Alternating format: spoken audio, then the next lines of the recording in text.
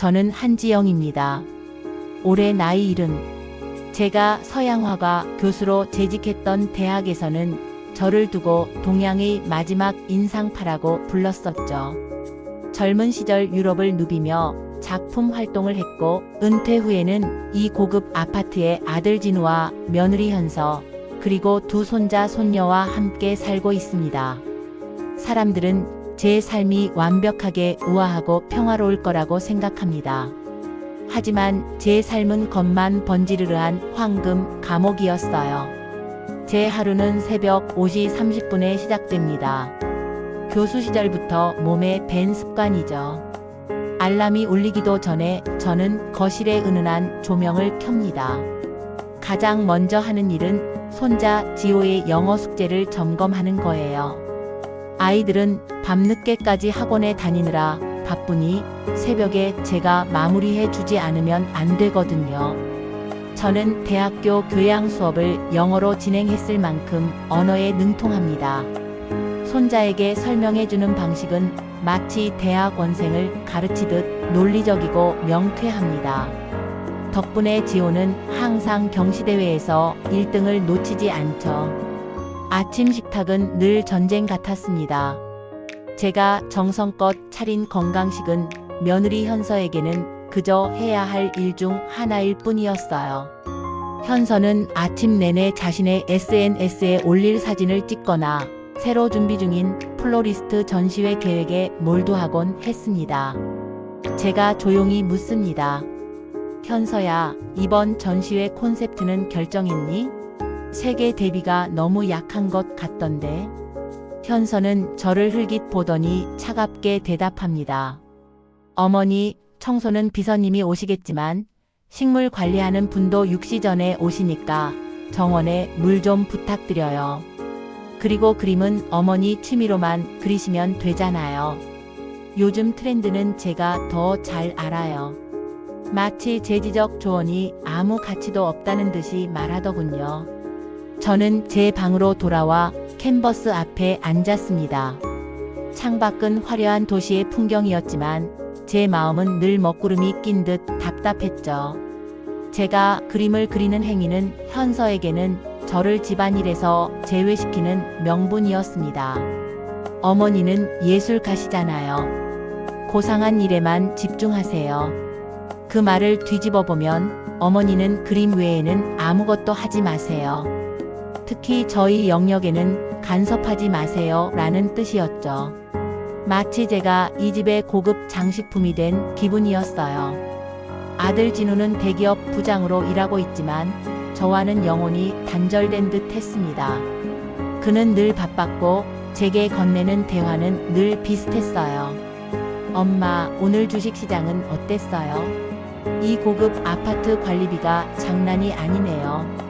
엄마 명의로 되어 있으니 저희가 얹혀 사는 기분이에요. 그는 늘 명의 이야기를 꺼냈습니다. 자신이 이 집의 실질적인 주인이라는 것을 은연중에 드러내고 싶어 했죠. 저는 그들의 태도에서 하나의 공통점을 발견했습니다. 바로 저를 물질적 도구로 취급한다는 사실이었습니다. 며느리 현서는 저의 교육 능력을 이용해 손자들의 학업 성취도를 높이고 싶어 했고 아들 진우는 저의 재산과 아파트 명의를 이용해 안정적인 미래를 보장받고 싶어 했죠.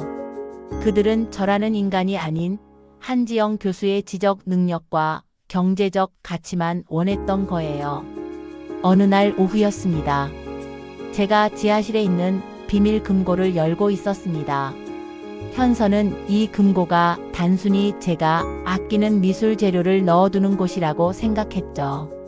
하지만 그곳에는 제가 은퇴 후 비밀리에 투자했던 재테크 장부와 고급 미술품 경매 기록이 빼곡히 들어 있었습니다. 저는 그 장부를 보며 생각했죠. 이 모든 것이 내가 자유로워질 수 있는 무기가 되어줄 것이다. 이 순간 저는 이미 새로운 그림을 그리기 시작했던 거예요.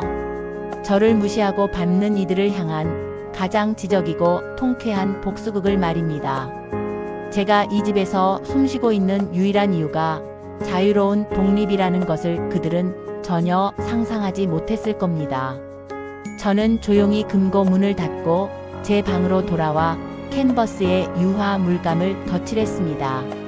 그 색깔은 점점 차가운 복수의 푸른빛으로 변해가고 있었죠. 저는 겉으로는 그림에 몰두하는 우아한 할머니였지만 속으로는 이 가족의 모든 움직임을 관찰하고 있었어요. 며느리 현서는 플로리스트로서 성공하고 싶어 했죠. 하지만 그녀의 작품 세계는 저희 눈에는 얄팍하고 트렌드만 쫓는 듯 했습니다. 현서는 늘 제 그림을 은근히 무시했습니다. 어느 날 현서가 제 화실에 들어왔습니다. 제가 2년 동안 공들인 대작 앞에 서더니 한숨을 쉬면서 말하더군요. 어머니, 그림은 정말 고생하셨는데 솔직히 이제 이런 인상파 스타일은 한물 같죠. 너무 고리타분해요. 요즘 경매에서 인기 있는 건 설치미술이나 디지털 아트예요. 어머니 그림은 저희 거실에 걸어두기에도 조금 무거워 보여요. 어머니 그림은 이제 한물 같죠. 그 말은 저의 지적 권위를 향한 가장 비수 같은 모욕이었습니다. 제가 평생을 바쳐 쌓아 올린 예술 세계를 오직 트렌드라는 잣대로 평가절하하는 현서의 태도에 저는 분노했지만 겉으로는 평온한 미소를 지었습니다. 그래 현서야. 너의 시각도 중요하지. 하지만 예술의 가치는 시간이 증명해주는 법이란다. 하지만 제가 가만히 있을 수는 없었죠. 그 다음 주 손자 지호의 과학 경시대회 준비가 시작되었습니다. 지호는 수학과 과학 분야에서 재능이 뛰어났지만 글쓰기에는 늘 어려움을 겪었어요. 경시대회 최종 과제는 환경 문제에 대한 논리적 에세이였습니다. 아들 진우는 밤늦게 퇴근하느라 봐줄 시간이 없었고 현서는 자신의 전시회 준비 때문에 바쁘다며 신경 쓸 겨를이 없었죠. 어머니, 지호 에세이 좀 봐주세요. 어머니가 글은 잘 쓰시잖아요. 지호가 이번에도 1등 해야 명문 중학교 입시에 유리하죠. 결국 제게 미루더군요. 저는 밤새워 지호의 에세이를 함께 다듬었습니다. 단순한 문장 교정이 아니었어요.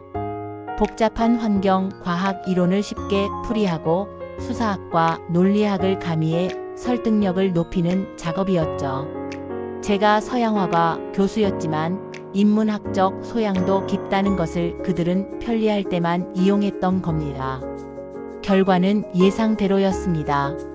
지호는 경시대회에서 최우수상을 받았고 학교에서는 한지영 교수가 특별 지도했다는 소문이 돌았습니다. 현서는 그 상장을 들고 다니며 친구들에게 자랑하기 바빴죠. 역시 저희 어머니가 봐주시니까 다르네요. 어머니의 지적인 힘이 아니었으면 어려웠을 거예요. 저는 그 모습을 보며 씁쓸하게 웃었습니다. 나의 지적 능력은 너희의 성공을 위한 도구에 불과하구나. 그들의 성공 뒤에는 항상 저의 희생이 있었지만 그들은 그것을 당연한 도움이나 취미 활동의 부산물 정도로 취급했습니다. 이날 저는 중요한 결심을 했습니다. 저는 오래전부터 제가 소유한 이 아파트와 제가 평생 모은 자산을 아들 부부에게 상속할 계획을 세워두고 있었어요. 하지만 이제 그럴 필요가 없다는 것을 깨달았죠. 그들에게 제 재산은 권력이 아닌 그저 뺏어야 할 먹잇감으로 보일 뿐이었습니다. 저는 그날 저녁 지하실 금고 문을 열었습니다. 금고 안에는 수백 년 된 미술품 경매, 카탈로그와 함께 제가 은퇴 후 투자한 해외 미술품 재테크 장부가 놓여 있었습니다. 저는 손에 쥐고 있던 오래된 재산 상속 계획서를 조용히 찢어버렸습니다. 너희는 나를 존중하지 않았으니 너희가 그토록 원하는 물질적 안정도 없을 것이다. 다음 날 아침 저는 저의 개인 변호사이자 오랜 지인이었던 김민석 변호사에게 연락했습니다. 민석아, 나 이제 이 집 정리하려고 해. 그리고 내 모든 자산을 가장 안전하고 빠르게 이동시켜야겠어. 아무도 모르게. 제 목소리는 평소처럼 차분했지만 그 안에는 강철 같은 단호함이 담겨 있었습니다. 이 통화는 제 지성파 독립계획의 본격적인 시작을 알리는 신호탄이었죠. 그들은 곧 자신들이 얼마나 큰 착각 속에 살고 있었는지 깨닫게 될 겁니다. 이 모든 것이 제가 은퇴 후 취미로만 즐겼던 재테크와 투자의 결과라는 것을 알게 되면 더욱 놀라겠죠. 저는 며칠 전부터 지속적인 두통에 시달리고 있었습니다. 스트레스가 극에 달한 탓일까요? 아니면 70평생 쉴 틈 없이 달려온 제 몸이 드디어 경고를 보내는 걸까요? 결국 저는 몰래 병원을 찾아 뇌 정밀 검진을 받았습니다. 의사는 검사 결과를 보고 말했습니다. 한 교수님, 다행히 큰 병은 아닙니다. 하지만 극심한 스트레스와 과로로 인한 일시적인 증상입니다. 한 달 정도는 일체의 지적 활동을 멈추고 절대적으로 휴식을 취하셔야 합니다. 저는 진료실을 나오며 생각했습니다. 한 달간의 휴식. 저에게는 이보다 더 좋은 복선의 기회는 없었죠. 집으로 돌아와 저녁 식탁에서 조용히 말했습니다. 준서야, 현서야. 나 요즘 두통이 심해서 뇌 검사를 받았어. 당분간 모든 집안일과 지호 교육은 멈춰야 할 것 같아. 의사가 한 달간 절대적인 휴식을 취하라고 하더구나. 아들 진우의 표정은 순간적으로 딱딱하게 굳어졌습니다. 그가 제일 먼저 던진 말은 제 건강에 대한 걱정이 아니었어요. 엄마, 혹시 보험금 같은 건 얼마나 나오세요? 요즘 병원비가 워낙 비싸서요. 그 말을 듣는 순간 제 심장이 차갑게 식는 것을 느꼈습니다. 보험금. 그에게 저는 건강한 엄마가 아니라 언제 터질지 모르는 보험금을 쥐고 있는 자산이었던 겁니다. 며느리 현서는 더 직접적이었습니다. 그녀는 눈빛을 빛내며 말했습니다. 어머니, 그게 이번에 저희가 플로리스트 전시회를 크게 열게 되었어요. 그런데 예상보다 자금 조달이 좀 어렵네요. 어머니께 혹시 미술품 경매 유산 같은 건 없으세요? 당장 급한 자금만 조금 지원해 주시면. 저는 그들의 이중성에 구역질이 날 지경이었습니다. 제가 아프다고 하자 그들이 걱정하는 것은 오직 돈이었습니다. 제 건강보다는 제가 가진 유산이나 보험금 혹은 그들이 누릴 경제적 안정이 깨질까 봐 전전긍긍하는 모습이었죠. 저는 조용히 대답했습니다. 보험금은 내가 쓸 일 없을 만큼 충분히 모아두었으니 걱정하지 말거라. 그리고 유산은 내가 죽을 때까지는 내 것이 아니겠니? 그들의 얼굴에서 실망감이 역력하게 드러났습니다. 그들이 보여준 물질적 집착은 제 결심을 더욱 확고하게 만들어 주었습니다. 저는 이제 그들에게 단 한 푼의 돈도 넘겨주지 않겠다고 다짐했어요. 며칠 후 저는 지하실 화실에서 그림을 그리며 시간을 보내고 있었습니다. 사실 그림보다는 재테크 장부를 정리하고 있었죠.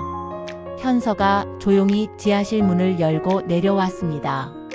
그녀는 제가 있는 쪽은 보지도 않고 눈으로만 벽장 구석을 후고 있었습니다. 저는 알 수 있었어요. 그녀가 금고의 위치를 확인하고 있다는 것을 말입니다. 그녀는 어색하게 웃으며 말했습니다. 어머니, 제가 혹시 전시회에 쓸 낡은 테이블이 지하실에 있나 해서요. 없다, 현서야. 그리고 화실은 조용히 쓰는 곳이지. 제 차가운 말에 현서는 황급히 지하실을 떠났습니다. 저는 그녀가 나간 후 금고를 향해 걸어갔습니다. 금고에는 최근 경매에서 고가로 낙찰된 제 유화 한 점의 사진이 들어 있었습니다. 현서가 한물 같다고 비웃었던 그 그림이었죠. 저는 그 사진을 꺼내어 조용히 만졌습니다. 현서야, 너의 트렌디한 플로리스트 전시회. 예산보다 내가 한물 같다고 치부했던 이 그림 한 점의 가치가 더 높단다. 제가 은퇴 후 취미로만 그렸다고 했던 그림들이 사실은 해외 경매 시장에서 억대의 가치로 거래되고 있다는 것을 그들은 전혀 모르고 있었죠. 이 모든 것이 바로 저의 지적인 복선이었습니다. 저는 제 지적 능력과 자산을 이용하여 그들의 물질적 집착을 부술 준비를 완벽하게 마치고 있었습니다.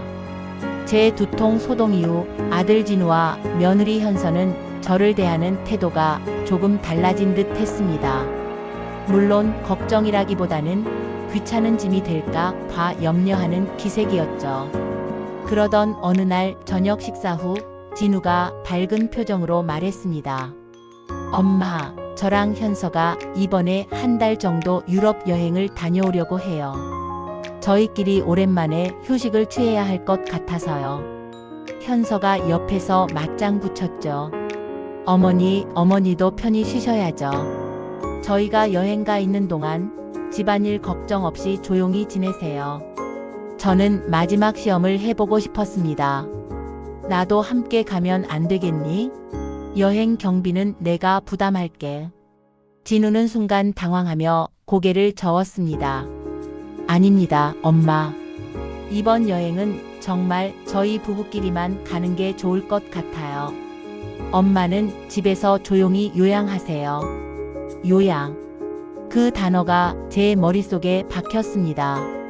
그들의 여행은 저를 위한 배려가 아니라 완벽한 감시의 부재를 위한 계획일 뿐이었습니다. 그날 밤 저는 잠든 척하고 있다가 거실에서 들려오는 아들 부부의 대화에 귀 기울였습니다. 현서가 속삭이듯 말했습니다. 여보, 어머니가 한 달 동안이나 혼자 계실 수 있을까요? 몸도 안 좋으신데. 우리 그냥 고급 요양원에 한 달만 모시고 가는 게 어때요?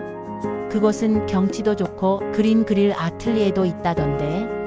어머니 취향에도 맞을 거예요. 그리고 우리가 여행 간 동안 어머니가 우리에게 짐이 될 일도 없고요. 진우가 대답했습니다. 그게 좋겠지. 요양원이나 아틀리에나 어머니에게는 똑같이 편한 휴식이 아니겠어? 일단 그곳에 익숙해지시면 나중에는 장기 요양도 생각해 봐야지. 솔직히 어머니 연세도 있으시고 저희도 이제 자유롭게 살고 싶잖아요. 저희 생활에 너무 제약이 많았잖아요. 저는 더 이상 들을 필요가 없었습니다. 요양원이나 아틀리에나 똑같다. 그들에게 저는 그림을 그릴 수 있는 공간만 주어진다면 가족과 떨어져 있어도 아무렇지 않을 차가운 존재였던 겁니다. 그들은 저의 예술적 취향마저 자신들의 이기적인 계획에 이용하고 있었죠. 그 순간 제 다리에 힘이 풀려 벽에 기대야 했습니다. 내 모든 지성과 사랑을 바쳤는데 결국 나는 그들의 자유를 방해하는 짐이었구나. 하지만 슬픔은 잠시였습니다. 제 안에는 분노와 결단이 솟아올랐죠. 좋아. 요양원이나 아틀리에나 똑같다고 했지? 그럼 내가 너희가 상상도 못할 진짜 아틀리에로 독립해 주마. 다음 날 아침 아들 부부가 여행을 떠나자마자 저는 곧바로 행동에 들어갔습니다. 저의 변호사 김민석에게 연락했습니다. 민석아, 지금 당장 이 집을 금매로 처리해. 매수자는 신뢰할 수 있는 사람으로 계약 조건은 3일 이내 잔금으로 걸어. 김민석 변호사가 놀라서 물었습니다. 한 교수님, 3일 이내 잔금은 너무 무리한 조건이 아닌가요? 가족들에게는 이야기하셨습니까? 저는 단호하게 말했습니다. 내 집이야. 내가 알아서 해. 그리고 나에게는 시간이 없어. 내가 이 집을 파는 순간 그들이 돌아올 집은 없어지는 거야. 저는 김 변호사에게 제가 은퇴 후 비밀리에 진행했던 모든 재테크 장부를 건네주었습니다. 해외 미술품 경매로 인한 수입, 안전하게 분산된 투자금 목록이었죠. 이 모든 것이 제가 이 집을 떠나 품격 있는 독립을 할 수 있는 기반이었습니다. 제가 가진 지적 자산과 경제력은 그들의 상상을 초월할 것이었습니다. 이날 오후 김 변호사는 곧바로 신뢰할 수 있는 투자자에게 연락했고 저의 고급 아파트는 시세보다 조금 낮추는 대신 3일 만에 잔금을 치르는 조건으로 매수자가 결정되었습니다. 저는 계약서에 서명하며 생각했습니다. 나는 이제 이 집을 떠나 내 인생의 가장 아름다운 그림을 그릴 준비가 되었어. 이 모든 것이 아들 부부가 저에게 요양을 권한 그 한 달 동안 일어난 일이었습니다. 저는 이미 그들의 삶에서 완벽하게 탈출하고 있었던 거죠. 아들 부부가 유럽의 호화로운 호텔에서 SNS에 사진을 올리며 즐거운 시간을 보내는 동안 저는 서울 한복판에서 인생의 가장 중요한 경매를 진행하고 있었습니다. 현서가 한물 같다고 비웃었던 제 유화. 작품들은 이미 해외의 주요 경매 시장에서 엄청난 가치를 인정받고 있었죠. 저는 제 대학 동기이자 현재 유명 사립 갤러리의 관장인 친구 정아에게 도움을 요청했습니다. 정아야, 이번 경매는 나를 위한 독립 자금이야. 철저히 익명으로 진행해야 해. 정아가 흥분된 목소리로 말했습니다. 순이, 내 그림이 얼마나 대단한지 이제야 빛을 보는구나. 이번 경매 내 예상 금액보다 2배 이상 나올 거야. 내 명의가 아닌 익명의 K-교수 컬렉션으로 출품했더니 미술계가 난리가 났어. 며칠 후 경매 결과는 예상보다 훨씬 성공적이었습니다. 제가 은퇴 후 취미로 그렸던 수십 점의 유화가 엄청난 고가에 낙찰되었고 제 수중에 들어온 금액은 아파트 매각 대금을 포함해 수백억 원대에 달했습니다. 저는 이 모든 돈을 아들 부부가 손댈 수 없는 해외의 안전한 개인 계좌로 옮겨 놓았습니다. 저는 이 모든 과정을 현서의 트렌디한 플로리스트 전시회 계획보다 훨씬 더 지적이고 치밀하게 진행하고 있었습니다. 제가 가진 예술적 재능과 지적 네트워크를 그들을 향한 가장 통쾌한 복수의 수단으로 이용하고 있었던 거죠. 돈 문제가 해결되자 저는 다음 단계인 비밀 거처 마련에 착수했습니다. 제가 머물 곳은 단순히 요양원 같은 아틀리에가 아니어야 했습니다. 저의 품격 있는 삶을 영위할 수 있는 완벽한 공간이어야 했죠. 친구 정아는 제게 딱 맞는 곳을 찾아주었습니다. 순이야, 네가 평소에 말하던 바다가 보이는 아틀리에 있잖아. 강릉 쪽에 작은 미술관 옆에 통유리로 된 아틀리에가 나왔어. 내가 원하는 고급스러움과 프라이버시를 모두 갖췄지. 바다를 보면서 마음껏 그림을 그릴 수 있을 거야. 저는 강릉으로 내려가 그 아틀리에를 확인했습니다. 통유리창 너머로 푸른 동해 바다가 한눈에 들어왔습니다. 작은 테라스에는 이젤을 놓을 공간도 충분했죠. 저는 곧바로 계약을 진행했습니다. 이곳이 바로 저의 새로운 인생, 한지영 교수의 인생 이막이 펼쳐질 무대였습니다. 아들 부부가 유럽에서 찍은 사진을 카톡으로 보내왔습니다. 진우는 명품 시계를 자랑했고 현서는 에펠탑 앞에서 우아한 포즈를 취하고 있었죠.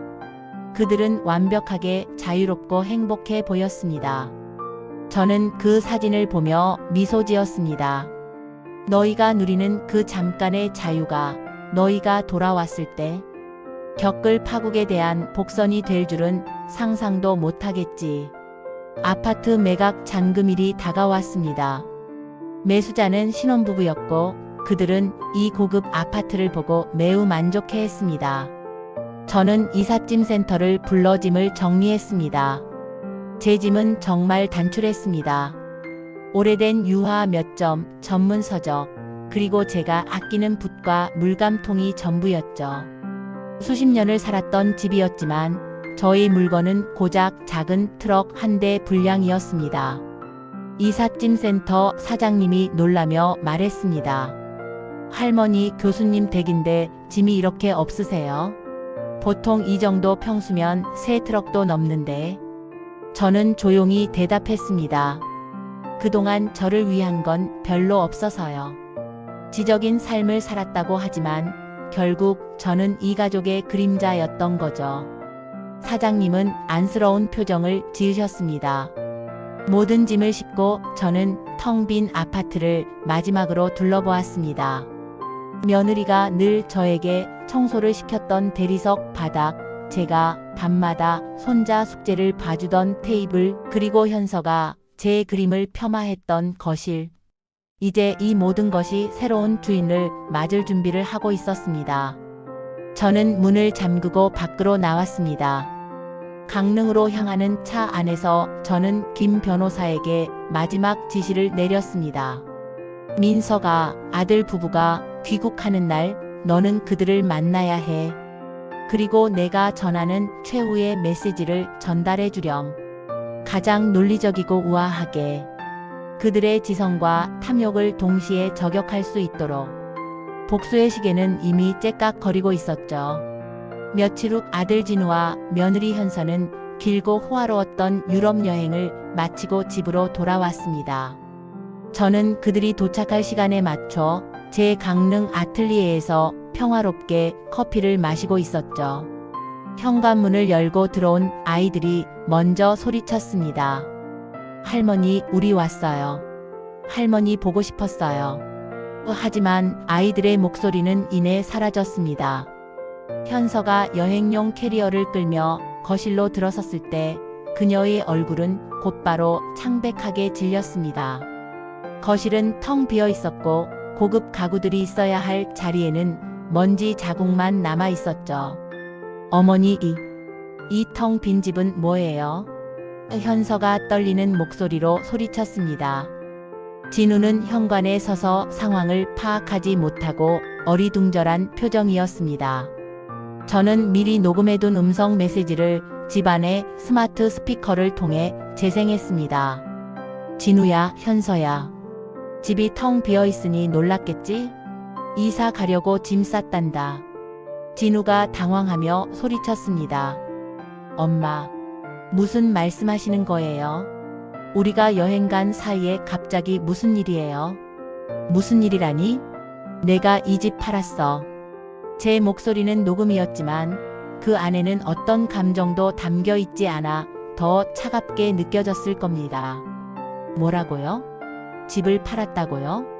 진우가 충격받은 듯 소파가 있어야 할 빈 공간에 주저앉았습니다. 현서가 다급하게 외쳤죠. 어머니, 저희는 어떻게 하라고요? 저희 이제 어디로 가요? 바로 그때 저는 30년 동안 참아왔던 모든 지적인 분노를 토해냈습니다. 너희야 알아서 하지. 그동안 나한테 한 것처럼 말이야. 너희는 내가 없으면 훨씬 자유롭다고 했잖아. 이제 진짜 독립적인 생활을 할 수 있게 된 거야. 현서가 반박했습니다. 저희가 언제 나가라고 했어요. 저희는 그냥 어머니의 휴식을 위해서. 휴식? 그럼 요양원 보내려고 한 건 뭐야? 요양원이나 아틀리에나 똑같다며? 현서는 할 말을 잃었습니다. 제가 그들의 은밀한 대화를 알고 있다는 사실에 소름이 돋았을 겁니다. 저는 계속해서 말을 이었습니다. 그리고 말이야, 이 집은 내가 30년 동안 교수로 일하고 해외 경매에서 그림 팔아번 돈으로 산 집이야. 너희는 그냥 들어와서 살기만 했지. 전기세, 가스비, 관리비 한 번이라도 낸 적 있어? 진우가 작은 목소리로 변명했습니다. 엄마, 그건 저희가 낼 필요가 없다고 하셔서. 낼 필요가 없다고? 내가 너희의 경제적 자립심을 키워주려고 돈 얘기를 꺼내지 않았던 것이지. 너희가 그걸 당연한 지원으로 생각했던 것 아니겠니? 너희는 내가 너희 뒷바라지를 하는 것을 당연하게 생각했지. 나의 지적인 노동과 경제적 희생을 무료 서비스로 여겼던 거야. 그게 너희가 나를 대했던 방식 아니었니? 두 사람은 완전히 할 말을 잃었습니다. 특히 현서는 자신의 탐욕이 얼마나 치졸했는지 깨달았을 겁니다. 제가 마지막으로 통쾌한 선언을 했습니다. 난 이미 이사했어. 너희도 이번 주 금요일까지 이 집을 비워야 해. 새 집주인이 입주하는 날이야. 이번 주 금요일이요? 이렇게 빨리요? 어머니 정말 너무하세요. 이기적이세요. 현서가 분노에 차서 소리쳤습니다. 저는 조용히 대답했습니다. 이기적이라고? 70년을 살면서 나는 너희의 지적 보모, 경제적 기반, 무료 가정부 역할만을 해왔어. 남을 위해 살아온 내가 이기적이라면 그래, 이제 이기적으로 살아볼 거야. 남은 시간은 오직 한지영, 나를 위해 살 거야.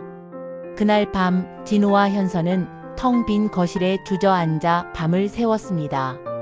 냉장고에는 그들이 여행 가기 전 남겨둔 유통기한이 지난 와인과 명품 치즈만 덩그러니 남아 있었죠.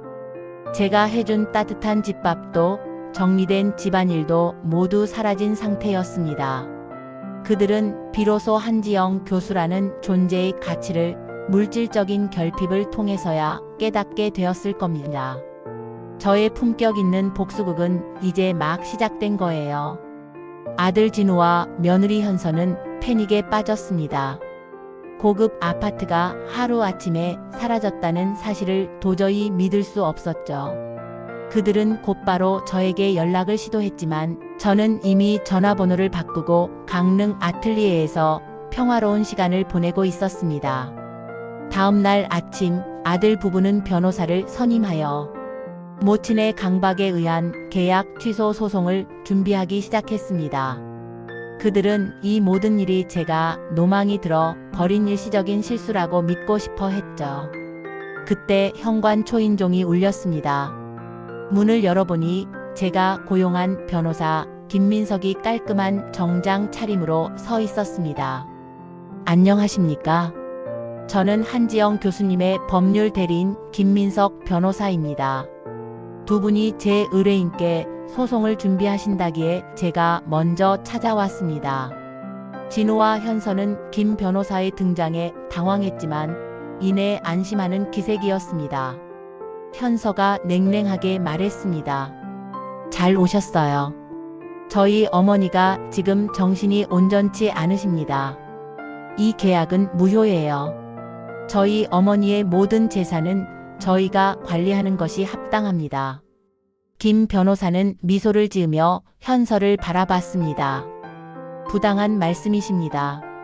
한 교수님은 현재 지적 활동에 전혀 문제 없으시고 모든 계약은 교수님의 자발적이고 논리적인 판단 하에 이루어졌습니다. 그리고 제가 교수님께 전달받은 메시지가 있습니다. 김 변호사는 진우와 현서를 거실로 안내했고 텅 빈 공간 한가운데 서서 준비된 서류 봉투를 열었습니다. 저는 김 변호사를 통해 저의 가장 지적이고 통쾌한 메시지를 전달하고 싶었죠. 첫째, 이 아파트는 한지영 교수님의 명의로 되어 있었고 매입 당시부터 단 한 푼의 대출도 없었습니다. 모든 재산은 교수님의 30년간의 근로소득 및 개인 작품 활동으로 축적된 자산으로 이루어졌습니다. 아드님과 며느님은 이 재산에 대해 법적으로 단 한 푼의 권리도 없습니다. 진우의 얼굴이 사색이 되었습니다. 둘째, 교수님은 두 분이 여행을 떠나시기 전 정식으로 재산 상속 계획을 취소하셨습니다. 이는 법적 효력을 갖습니다. 그리고 교수님은 은퇴 후 익명으로 진행하셨던 미술품 경매를 통해 이미 충분한 자금을 확보하셨으며 아파트 매각 대금은 이 자금에 더해져 해외 안전 계좌로 이미 이동되었습니다. 두 분의 어떠한 법적 조치도 이 자금에 접근할 수 없습니다. 현서가 믿을 수 없다는 듯 말했습니다. 미술품 경매라니요? 어머니는 그냥 취미로 그림을 그리셨잖아요. 그 그림들이 무슨 가치가 있다고. 김 변호사는 조용히 웃으며 말했습니다. 교수님께서 현서님께 전하라고 하셨습니다. 내가 한물 같다고 했던 그 인상파 그림들이 너의 플로리스트 전시회 예산의 20배가 넘는 가치로 낙찰되었다는 것을 기억해라. 예술의 가치는 트렌드가 아닌 지성과 시간이 증명하는 법이란다. 현서는 그 자리에서 무너져 내리는 듯 했습니다. 자신이 그토록 무시했던 어머니의 지적 능력이 자신들의 목을 죄어왔다는 사실에 충격을 받은 거죠. 셋째, 두 분에게 일주일의 유예 기간이 주어집니다. 이 기간 내에 짐을 모두 빼시고 퇴거하셔야 합니다. 만약 이를 이행하지 않으실 경우 저희는 주거 침입 및 손해배상 청구 소송을 제기할 수밖에 없습니다. 이는 법적으로 논리적으로 완벽하게 성립하는 사안입니다. 김 변호사는 서류 봉투를 테이블 위에 놓고 돌아섰습니다. 텅 빈 거실에는 진우와 현서 그리고 두 손자가 남아 있었습니다. 그들의 표정에는 분노와 함께 처절한 후회가 담겨 있었죠. 저의 권선징악은 법적 논리와 압도적인 자산으로 완벽하게 실현된 순간이었습니다. 이제 그들은 자신들의 지독한 탐욕에 대한 대가를 치러야 했습니다. 저는 이 모든 과정을 통해 지적인 무시에 대한 가장 품격 있고 통쾌한 복수를 완성했다고 생각합니다. 저는 지금 강릉의 아틀리에에 있습니다. 창문 너머로는 푸른 동해 바다가 시원하게 펼쳐져 있죠. 이곳은 제가 요양원 대신 선택한 진정한 자유가 있는 저의 공간입니다. 이곳에 온 지는 벌써 6개월이 다 되어 갑니다. 매일 아침 바닷가를 산책하고 오후에는 온전히 저만의 시간을 그림에 쏟아붓습니다. 아무도 저의 그림을 한물 같다고 평가하지 않고 아무도 제게 저녁 6시에 밥을 차리라고 명령하지 않죠. 저는 이곳에서 비로소 한지영 교수가 아닌 인간 한지영으로 살아가고 있습니다. 저의 오랜 친구 정아는 가끔 강릉에 내려와 저와 커피를 마시며 미술계 이야기를 나눕니다. 순이 내가 이룬 독립은 정말 대단해. 모든 걸 가진 사람이 모든 걸 버리고 진정한 자아를 찾은 거잖아. 얼마 전 아들 진우가 연락을 해왔습니다. 예전과는 확연히 다른 조심스럽고 절박한 목소리였죠. 엄마, 저예요. 저희 지금 시골의 작은 오피스텔에서 살고 있어요. 현서는 일자리를 잃었고 아이들도 적응을 잘 못하고 있습니다. 저는 담담하게 대답했습니다. 내 삶이지 않니? 너희가 원하던 독립적인 생활이 아니겠어? 진우는 울먹이더라고요. 엄마, 정말 죄송해요. 그때 저희가 엄마를 얼마나 무시했는지, 엄마의 도움이 얼마나 절실했는지 이제야 깨달았습니다. 엄마가 저희에게 해주신 모든 지적, 경제적 희생이 당연한 게 아니었다는 걸 지금 제가 직접 겪어보니 알겠어요. 그의 말에 마음이 복잡했지만 저는 흔들리지 않았습니다. 그래, 이제라도 알아서 다행이구나. 진우가 조심스럽게 물었습니다. 엄마, 저희가 혹시 엄마 곁으로 다시 이사와서 함께 살면 안 될까요? 저는 그 말을 듣고 웃음이 났습니다. 진우야, 너는 아직도 모르는구나. 나는 이제 혼자 사는 게 좋아. 너희가 나를 짐이라고 생각했던 것처럼 나는 이제 너희를 과거의 족쇄라고 생각하지 않으려고 해. 나는 더 이상 누구의 뒷바라지도 하지 않아. 대신에 가끔 안부 정도는 주고받을 수 있지만 예전처럼 의지하려고 하지 마. 이게 서로에게 가장 품격 있는 거리 유지야. 저는 단호하게 선을 그었습니다. 정이 있다고 해서 예전처럼 돌아가서 다시 그 황금 감옥에 갇힐 수는 없었습니다. 70년을 살면서 처음으로 찾은 저의 이름과 자유가 너무나 소중했으니까요. 최근 저는 다시 미술계 복귀를 준비하고 있습니다. 익명으로 진행했던 경매가 성공하자 유럽의 한 유명 갤러리에서 저에게 개인전을 제안해 왔습니다. 저는 그 제안을 수락했어요. 제 개인전 제목은 이렇습니다. 70 The Age of Freedom, 70세 자유의 시대. 며칠 전 손자 지호가 제게 직접 쓴 긴 편지를 보내왔습니다. 할머니가 보고 싶다고, 할머니의 영특한 가르침이 그립다고, 그리고 할머니의 그림은 절대 한물 가지 않았다고요. 편지를 읽으며 눈물이 났습니다. 아이들에게는 미안했지만 이 모든 과정은 저를 위해서 그리고 아이들에게도 올바른 가치를 가르쳐 주기 위해서 필요했습니다. 한지영 교수는 누구에게도 종속되지 않는 독립된 인격체라는 것을 보여주고 싶었죠. 저는 바다를 보면서 매일 생각합니다. 이제부터는 한지영으로 살자. 누구의 엄마도 누구의 시어머니도 아닌 그냥 세계적인 예술가 한지영으로. 여러분, 혹시 여러분의 삶에서 지적인 능력이나 경제적 능력이 가족의 무료 도구로 취급받고 있지는 않나요? 여러분의 희생이 당연하게 여겨지고 있지는 않은가요? 인생은 정말 짧습니다. 남을 위해서만 살기에는 너무 아깝죠. 지금이 바로 여러분의 인생에서 가장 아름다운 독립 선언을 할 때입니다. 여러분의 지성과 품격을 이용해 가장 우아하고 논리적인 방법으로 자신의 가치를 되찾으십시오. 여러분 모두 행복하고 자유로운 삶을 살아가시길 응원합니다. 오늘도 제 이야기를 끝까지 들어주셔서 고마워요. 다음 이야기에서 또 만나요. 안녕히 계세요. 오늘의 이야기 어떠셨나요?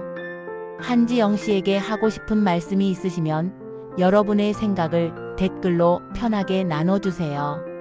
구독과 좋아요, 그리고 알림 설정까지 꼭 눌러주시면 감사하겠습니다.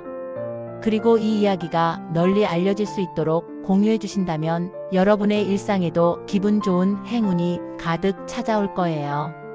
항상 건강하신 날 되시길 바라며 오늘 하루도 소중한 시간 함께 해주셔서 진심으로 감사드립니다.